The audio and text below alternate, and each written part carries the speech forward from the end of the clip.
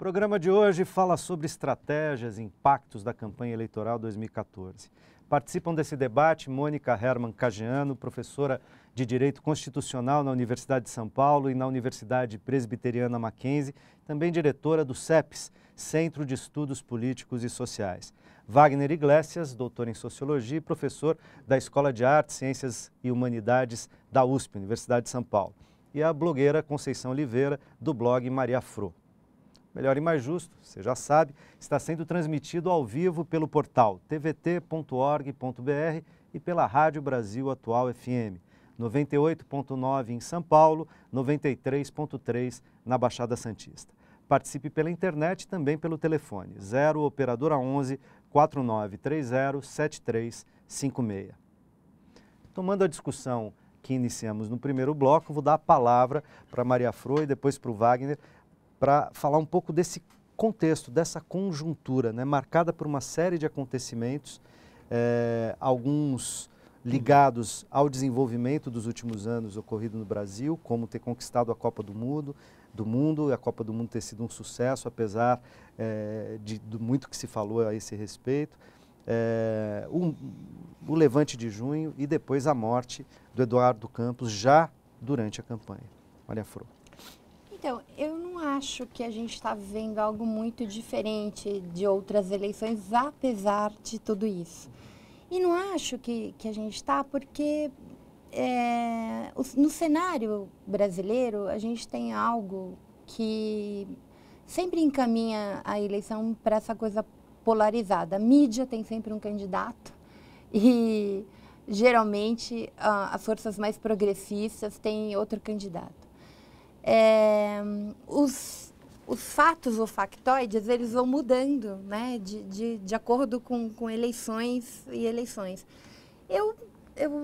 Claro, todo mundo ficou impactado com a morte de um candidato a presidente. Não há como, um acidente trágico, né, matou não apenas ele, mas 7 pessoas, enfim, é uma tragédia.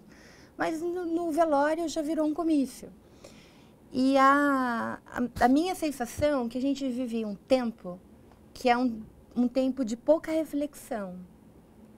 As redes sociais, essa era tecnológica, ela é uma era que deixa as pessoas terem muito pouco tempo para absorver, né, os impactos. Então, assim, nós vivemos famintos de acontecimentos, outros acontecimentos. Então, eu sabia que, passado o impacto inicial, rapidamente apareceriam outros e as pessoas nem falam mais, né? É impressionante, ninguém guarda luto, a gente vive uma outra era. E é uma era, eu não sei, ela tem vantagens, mas ela tem grandes desvantagens. Uhum. Eu acho que esse não é o principal. Eu acho que o principal é a gente entender, e para mim a novidade é que você tem um crescimento de forças conservadoras que estão mais explícitas, que você tem associações, como aconteceu em Ponta Grossa, propondo que candidatos que recebam benefício social não tenham direito a voto, coisas completamente então, mas nesse sentido, você não acha que o uso que foi feito das manifestações, parte do uso que foi feito das manifestações de junho, colaboraram, inclusive, por exemplo, com a queda de popularidade da atual presidência da República? Ela sai lá de um patamar de quase 55% naquele momento, para imediatamente depois de julho cair a 30 e poucos por cento. Quer dizer, você teve um impacto disso e esses números permaneceram assim e são utilizados por todos os outros candidatos em relação a essa questão, ou não? Quer dizer, esse não é um fator que de algum modo mexeu no caldo das eleições de 2014? Eu acho que, assim, pesquisas, seja ela de intenção de voto ou de avaliação de candidato, elas refletem muito pouco a realidade, né? Refletem o momento, né? A gente reflete o momento e reflete o grau de politização, né? Basta ver o que a gente está vivendo em São Paulo. A gente está sem água, né? Uma sensação de insegurança enorme e tal, e o candidato da situação está em primeiro colocado. Então, eu não acho que o eleitor brasileiro, as coisas não são bem assim.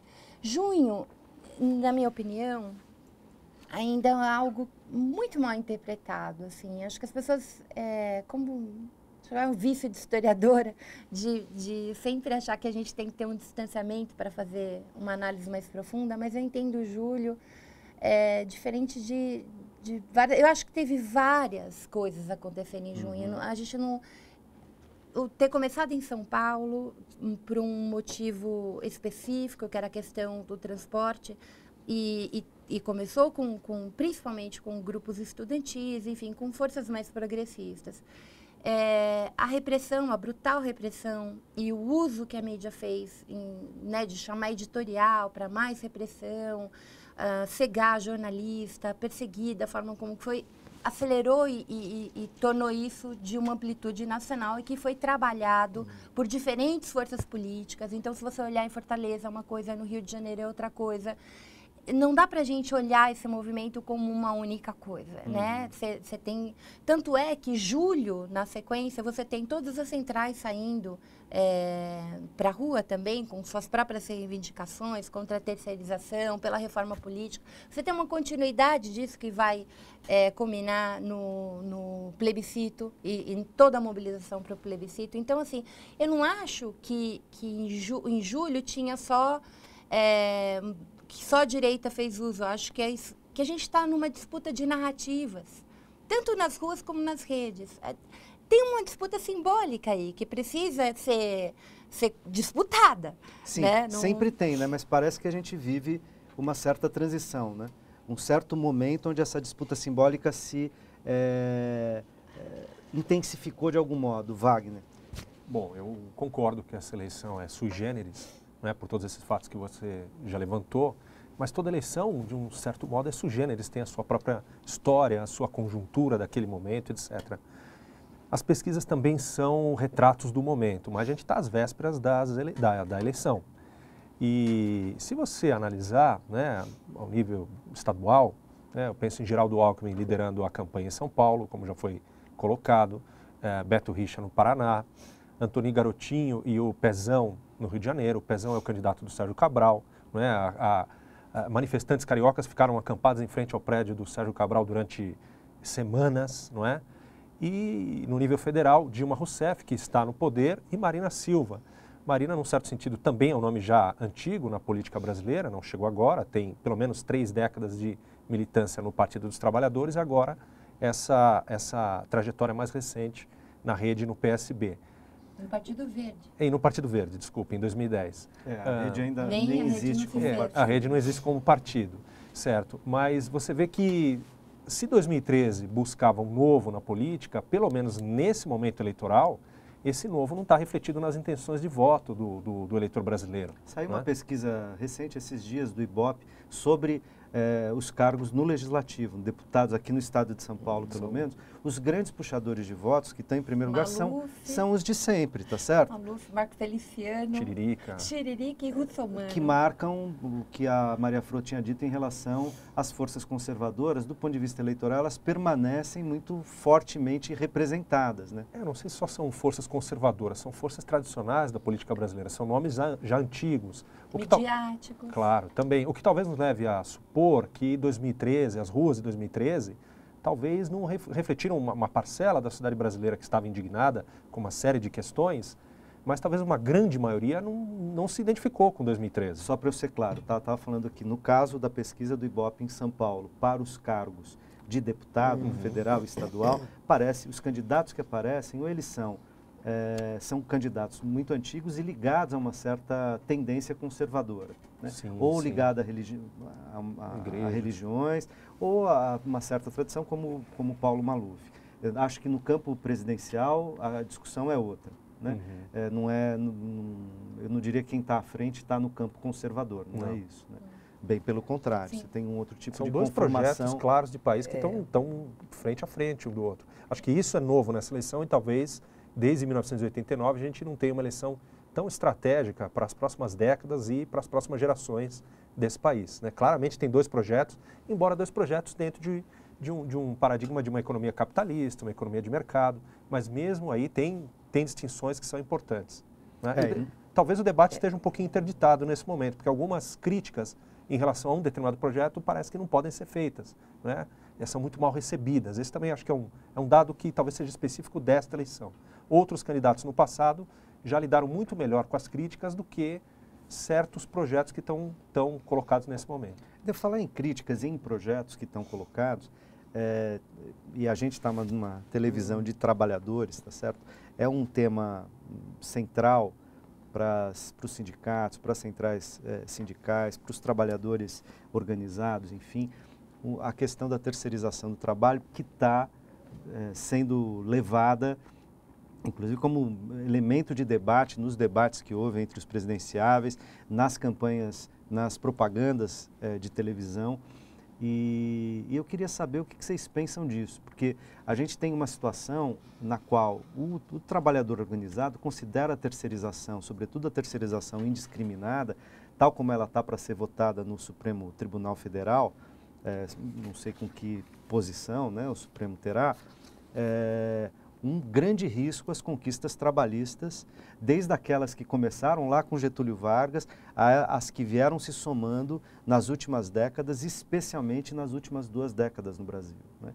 E que isso seria um grande risco ao trabalho no Brasil, às relações de trabalho no Brasil, ao desenvolvimento brasileiro. E, no entanto, isso também está polarizado nas campanhas políticas. Como é que vocês veem isso, Mônica? Eu vou até pedir licença para terminar a questão eleitoral, o quadro eleitoral. E para dizer o seguinte, o meu eleitor, o eleitor brasileiro, o eleitor atual, ele é um eleitor absolutamente consciente. Nós produzimos até um livro sobre o comportamento eleitoral e, na realidade, ficou isso muito claro, que o eleitor é consciente hoje. E eu diria, além de consciente, é um eleitor que quer novidade. Ele vê, ele estuda, ele analisa. E se não gostar ou não confiar, não criar esse clima de dupla mão de confiança, ele volta e se mantém com os detentores atuais do poder, ou seja, com a reeleição. E uma outra questão é a questão da reeleição.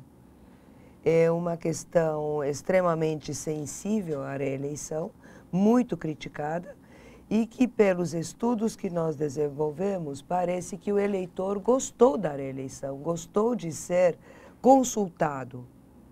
Quer o governante por mais um período, ele gostou de ser consultado. Tanto é que há muitos governantes em reeleição, e, eventualmente, muitos vão dizer, bom, é o poder econômico, o poder da caneta, que vai conduzi-los realmente, novamente ao posto. Eu não acho, acho que o poder eleitoral. Ponto. Mas eu vou responder à questão da terceirização. Eu sou absolutamente contra a terceirização. E sou contra a terceirização, principalmente no setor público. Por quê? Porque no setor público, há necessidade de se criar a responsabilidade do funcionário, do trabalhador, a responsabilidade pelo que ele faz. E como é que você vai apurar a responsabilidade de uma equipe terceirizada? Numa equipe terceirizada, hoje vem um, amanhã vem outro, e a responsabilidade é de quem? Quem é que vai assumir a responsabilidade pela coisa pública? Por isso que no setor público eu sou absolutamente contra a terceirização. Vai perguntar por quê? Porque não há como apurar a responsabilidade. E quem trabalha no setor público precisa responder pelo que faz, pelo bem público. Perante a sociedade. Maria Fro. Do ponto de vista do trabalhador, como que sou, acho que garantia da CLT, ela é um direito constituído e não se mexe, né? Ontem a candidata e presidenta Dilma Rousseff, no encontro com empresários, eu achei de uma grande ousadia. Inclusive, ela disse que não mexe em férias, 13º salário, nem cavacatuça, né? Voltou, tal, foi incisiva. E há projetos políticos em disputas, a gente está vendo aí que declaradamente, a candidata Dilma disse que não terceiriza, que é contra a terceirização. Ela, nos governos Lula e Dilma, eu vi um estudioso do JAP, o Queiroz, numa palestra que eu fui. Eu não sabia disso. Foram aprovadas 23 leis trabalhistas de garantia de direitos, né? Incluindo aí a PEC das domésticas, que, a meu ver, que ainda precisa ser regulamentada, mas, a meu ver, é talvez a lei mais revolucionária que a gente teve desde o 13 de maio. Né? E teve uma reação conservadora gigantesca. Né? Tem candidato distribuindo correspondência nos prédios, dizendo o seguinte: não vote em quem quer transformar a sua casa numa empresa, em patrão doméstico não é empresa. E aí eu acho curioso, porque médico não é empresa, o serviço, professor não gera lucro, médico também não deveria, quer dizer, existem inúmeras profissões que não geram lucro. Por que empregado doméstico não pode ter o mesmo direito de qualquer outro trabalhador? Então, eu sou profundamente contra a flexibilização, não votarei em nenhum candidato que proponha terceirização e que mude, na minha opinião, a estabilidade que a gente conseguiu econômica, né, nesse país. A gente estamos entre os 20 países mais ricos do mundo, a gente tem 100 milhões de desempregados. O Brasil vive pleno emprego. Eu acho isso um dado importante. E sendo gerado trabalhos formais, né? Agosto gerou 100 mil novos postos de trabalho formais. Então, quando eu digo, volto a insistir o meu ponto, né, como uma ativista pela democratização da comunicação, eu fico muito assustada em ver a realidade que se passa na mídia institucional, né, crise, com inflação a 0,01 no mês de junho. Da onde que a gente vive uma crise quando a gente está com a inflação controlada e gerando emprego? É assustador. Eu preciso fazer mais um rápido intervalo, mas a gente já volta, inclusive com a deixa da Maria Flor aqui, discutir um pouco da comunicação e do papel das mídias nessa campanha, mas no próximo bloco. Até já.